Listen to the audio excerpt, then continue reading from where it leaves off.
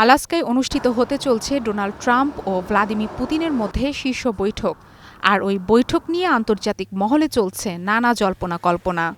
আছে কূটনৈতিক চাপ ও উদ্বেগ। এর মাঝেই মার্কিন প্রেসিডেন্টের হুঁশিয়ারি বৈঠকের গুরুত্বকে যেন আরও বাড়িয়ে দিয়েছে। হোয়াইট হাউসে সাংবাদিকদের এক প্রশ্নের জবাবে ডোনাল্ড ট্রাম্প বলেছেন, ইউক্রেনে যুদ্ধ বন্ধের প্রস্তাবে সম্মতি না দিলে রাশিয়াকে চরম পরিণতি ভোগ করতে হবে। এই পরিণতি কী হতে পারে সে বিষয়ে তিনি অবশ্য বিস্তারিত কিছু বলেননি।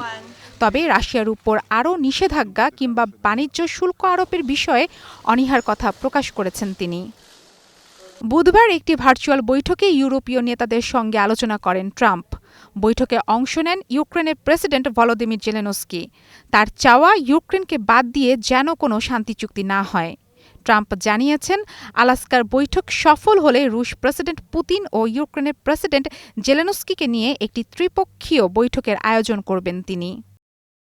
প্রেসিডেন্ট জেলেনস্কি অবশ্য মনে করেন, রুশ প্রেসিডেন্ট আসলে শান্তি চান না, বরং শীর্ষ সম্মেলনের আগে চাপ তৈরি করতে ইউক্রেনের সব ফ্রন্টেই আক্রমণ বাড়িয়েছেন। তিনি বলেন, রাশিয়া দেখাতে চাইছে তারা পুরো ইউক্রেন দখল করতে সক্ষম।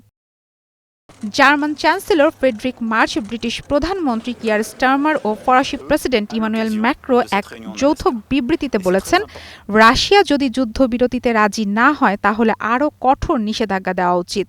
মার্চ বলেন, জোর করে ইউক্রেনের সীমান্ত বদলানো যাবে না। দেশটির সার্বভৌমত্ব রক্ষায় সামরিক শক্তি বাড়ানোর পাশাপাশি পশ্চিমা সহায়তা নিশ্চিত করতে হবে।